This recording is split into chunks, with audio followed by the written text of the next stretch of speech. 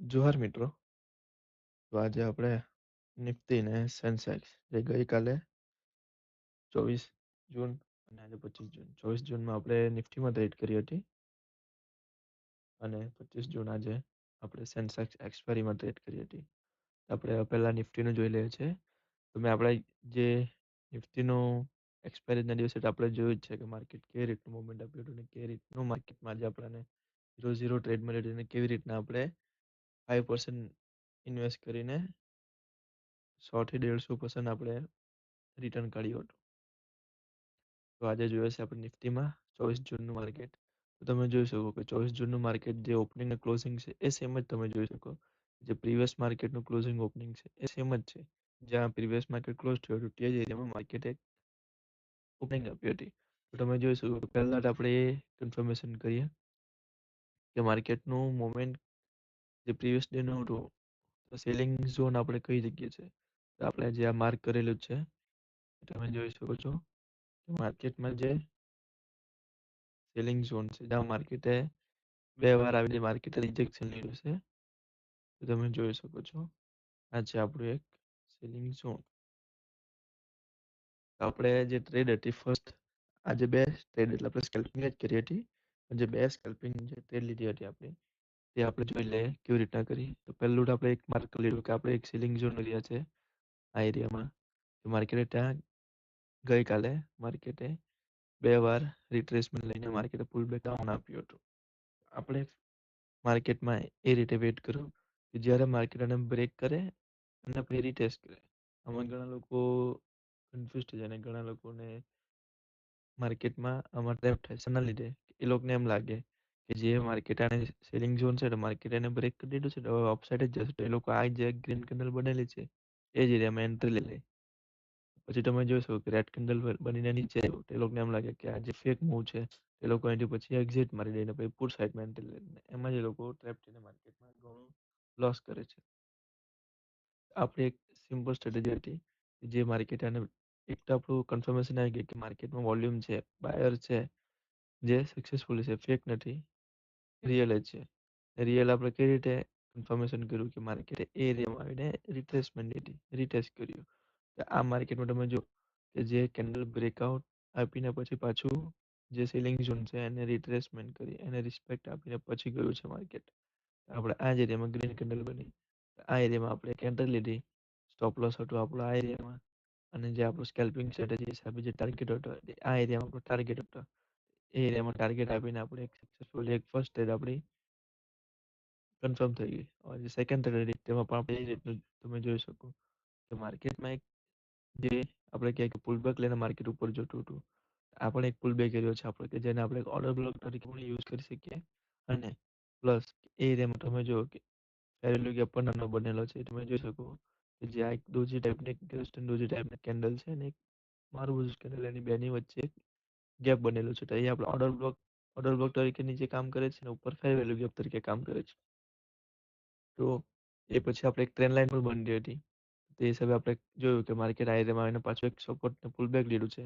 એક trend line નું હતું. ટ્રેન્ડ લાઇન નું બ્રેકઆઉટ પર તમે જો કે બ્રેકઆઉટ આપણે માર્કેટે રેડ કેન્ડલ પાછું એકવાર રિટ્રેસમેન્ટ લીધી. એ જ એરિયામાં આપણે એક એન્ટ્રી મારી લીધી. તમે જો એ પણ આપણે કેવી રીતે ટાર્ગેટ કેવી રીતે રાખ્યો હતો કે માર્કેટમાં તમે જો કે જે ગઈકાલનું સેલિંગ ઝોન હતું જે આપણે મંગળવારની વાત કરીએ છીએ મંગળવારનું જે સેલિંગ ઝોન હતું 23 જૂન એ તમે જો કે કેટલી મોટી ગેપ બનેલી છે. માર્કેટમાં એરિયામાં ઘણું ઇનબેલેન્સ વોલ્યુમ છે. માર્કેટ એને ઓર્ડર ફિલ કરવા માટે જ આવેલું હતું. આપણે એને ટ્રેલિંગ કરવાના હતા પણ આપણે જે પ્રીવિયસ ડેનું માર્કેટ પણ જોયો છે એ એરિયામાં આપણને ખબર પડી ગઈ કે માર્કેટમાં ઇનબેલેન્સ છે પ્લસ એક શૂટિંગ સ્ટાર બની ગયો માર્કેટમાં. એ જ એરિયામાં આપણે એક્ઝિટમાં લઈને સારું પ્રોફિટ બુક કર્યું અને પછી માર્કેટ જોઈ શકો કે થોડુંક ડાઉન પણ આવ્યું. તો આપણે આજે આજની વાત કરી લઈએ જે આપણું સેન્સેક્સ હતું એમાં જે બહુ માર્કેટમાં આપણે કહી શકીએ કે વોલ્યુમ પણ ન હતું ને એમ માર્કેટ જ હતું.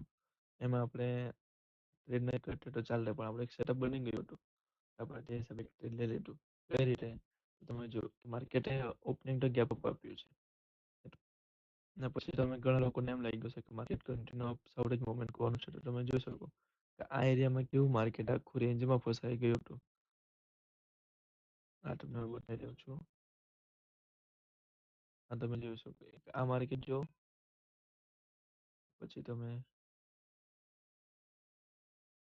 આ માર્કેટ તમે જોઈ શકો માર્કેટે પેલું એક્યુપ્યુલેશન કર્યું મેનિપ્યુલેશન ડિસ્ટ્રીબ્યુશન ને પછી માર્કેટ એક ટ્રેડ આવી માર્કેટમાં જો ઓપનિંગ સાથે જો સ્ટ્રોંગ બાઇંગ હટે માર્કેટમાં બાયર હેવી હટે માર્કેટમાં જો એ લોકો માર્કેટનો અપસાઇડ લઈ જવા માંગતા હટે આટલું સાઈડ ઘટાડીને માર્કેટ પાછું લઈ જ જતો ભલે ડાઉન આવ્યું માર્કેટ પાછું લઈ જતો પણ તમે જો પહેલા માર્કેટ જે રેન્જમાં ફસાયું પછી એક મોમેન્ટ આપીને પાછું સેલિંગ ઝોન નીચે આવી ગયું એ પછી પાછું જે રેન્જમાં ફસાયું તે રેન્જમાં ફસાઈ ગયું હતું આપણને ખબર પડી ગઈ કે માર્કેટ આજે અપસાઇડ જવા માટે તૈયાર નથી આપણને બીજું કે માર્કેટ જગ્યા ઓપનિંગ હતું આપણને ખબર પડી ગઈ કે માર્કેટ અને ગેપ અપ ફિલ કરીને પેલું કરવાનું છે આપણે શું કર્યું સિમ્પલ સ્ટ્રેટેજી સાથે આપણે વેટસા નહીં કરી કે માર્કેટ જે રીતે આપણું જે મેનિપ્યુલેશન બનાવતું હતું સાઇડવેઝમાં એ જ રીતે આપણે ડ્રો કરેલું હતું માર્કેટ જ્યારે આ સપોર્ટ ને રેસિસ્ટન્સ તરીકે કામ કરતું છે એ માટે કોઈ એક સાઈડ માર્કેટ એક હેવી બુલિશ કરે હેવી સેલિંગ સાથે કેન્ડલ ફોર્મ કરે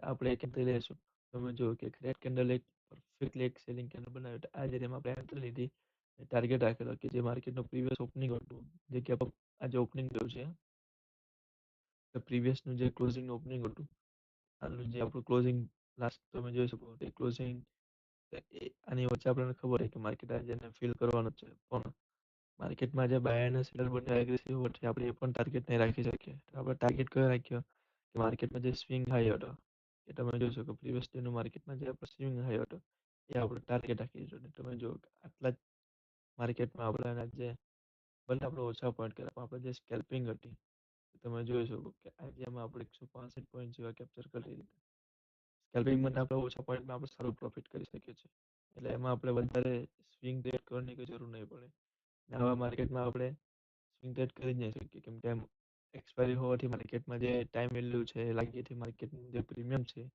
એ મોસ્ટ ઓફલી બધા મેલ થઈ જાય ને આઉટ ઓફ ધ મનીમાં જો એન્ટ્રી લીધેલી તો તે મેલ થઈ જ જાય છે બધા પ્રીમિયમ તો આપણે જોઈ શકો કે આજની કઈ રીતે ટ્રેડ ગઈકાલે ટ્રેડ કર્યું હતું તો આપણે હવે ગઈકાલે તો માર્કેટ શુક્રવારે ફ્રાઈડે માર્કેટ બંધ રહેશે મોહરમના લીધે હોલિડે હોવાથી મોહરમનું તો હવે ડાયરેક્ટ મંડે માર્કેટ ઓપન થશે તો મંડે જોયો છે અને ફોરેક્સ માર્કેટમાં પણ અત્યારે જ વધારે કોઈ ટ્રેડ નહીં મળતી પણ જોઈશું એમાં વધારે આપણે મોસ્ટ ઓફલી આપણે હવે એમ જ જવાના છે ફોરેક્સ ટ્રેડમાં ઇન્ડિયન માર્કેટ ધીરે ધીરે આપણે પ્રોસેસ કરવાનું છે તો ફોરેક્સ માર્કેટમાં પણ આપણે જે સ્ટ્રેટેજી પર કામ ચાલુ છે જો સક્સેસફુલી થઈ જાય તો પછી આપણે એના પણ આપણે વિડીયો લાવશું તો મંડે મળીશું એક નવા વિડીયો સાથે જય જોહાર જય આદિવાસી